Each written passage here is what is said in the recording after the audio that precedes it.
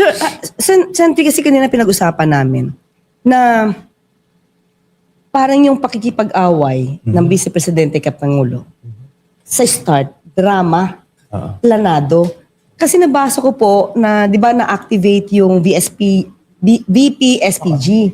At ang nakita naming dahilan, nabasa ko, at words to from the Vice President, na kailangan niya yon kasi baka dumating yung time na magkaroon ng strained relationship ang Presidente at ang Vice Presidente.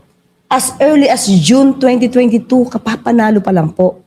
So, parang inaisip po tuloy namin, although sabi namin, pwedeng tama, pwedeng mali, na may plano. May plano na ito talaga mangyayari. Parang magiging Gloria 2.0 nga, kaya siya nag-Vice Presidente. So, tama po ba? Sentry, bigyan niyo po kami ng knowledge about this. Yung VP-SPG po ba talagang kinreate dahil pagka nagkaroon ng strained relationship yung Presidente at Pangulo, pero siyang sariling protection? Okay, let me backtrack a bit, Yusek Claire. At dadagdagan ko yung impormasyon na ibinigay ninyo. In fact, as early as nung nag-usapan sila na nung hinihikayat si VP Sara na maging Vice President ni President Marcos, noon pa lang ay sinasabi na mismo ni Sara na okay lang yung Vice President kasi yun, marami naman daw pwedeng mangyari sa Presidente. Pwede daw malason, pwede mapatay, pwedeng magkasakit, marami. Nagbigay na siya ng insinuation, ng ganon. At yun na nga mismo ang plano. So, una, bago yung sa VPSG na yan, hiniling niya kay President Marcos na siya ang maging Secretary of National Defense. Kasi precisely gusto niyang hawakan yon para kung kailangan niya ng patalsikin si President Marcos, nasa kanya na yung pwersa. So in addition sa VPSG, meron pa siyang National Defense. Kaso nga, buti na lang, siyempre, nakutuban din niya ni President Marcos, kaya hindi sa kanya ibinigay yung DND at nilagay siya sa DepEd. Na yun na nga, nakita naman natin na hindi rin man nag-perform. Tapos humingi lang ng confidential funds. So ganun po yun. So in other words talaga, na meron ng parang intel in a way, na gano'n talaga yung plano? Yes. Nung pinag-aaralan namin to, inimbisigahan namin ito, ang unang galaw nila na patalsikin si President Marcos happened as early as January of 2023. Mga 6 months, 7 months after nag-assume. Nung mga panahon na yon, hindi pa naniniwala si President Marcos na siya ay nais patalsikin, no?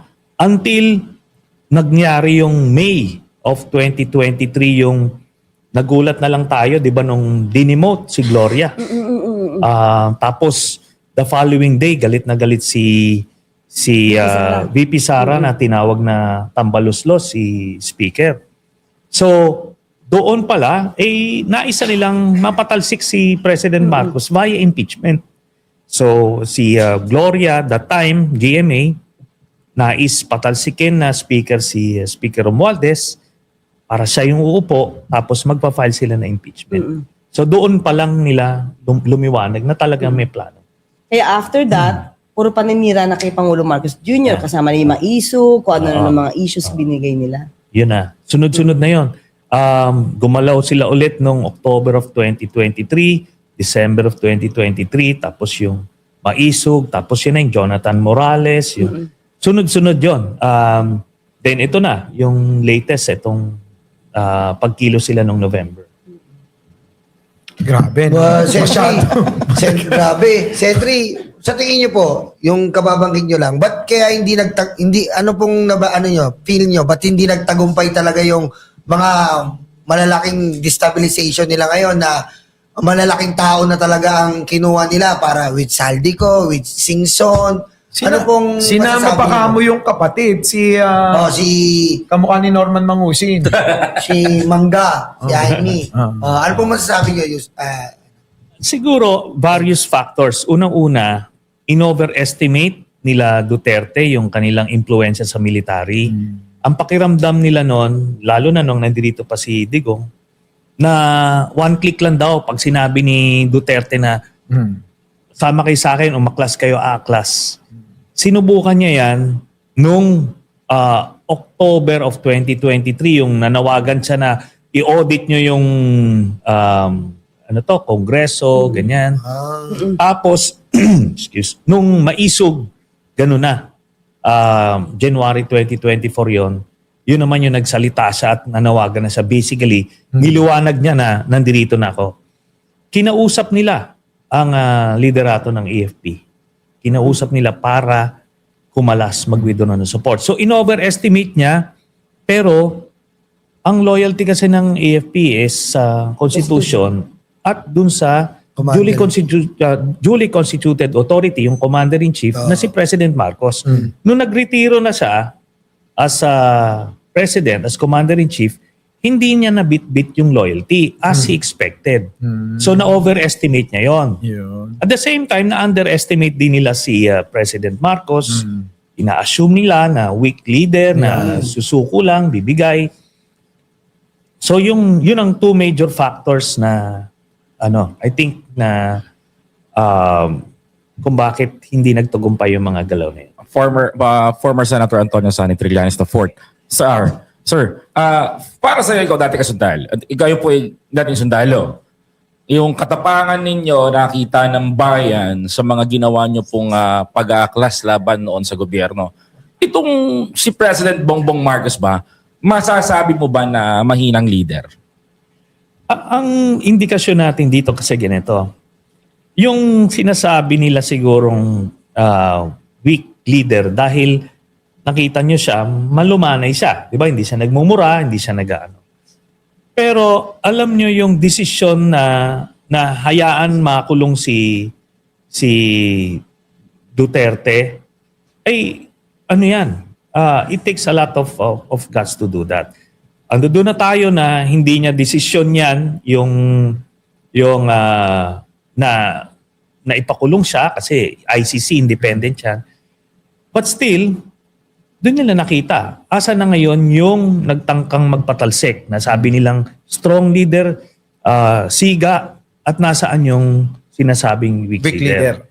So, tignan natin yung actions more than the words. Di ba? Isa, pamura-mura. Di ba?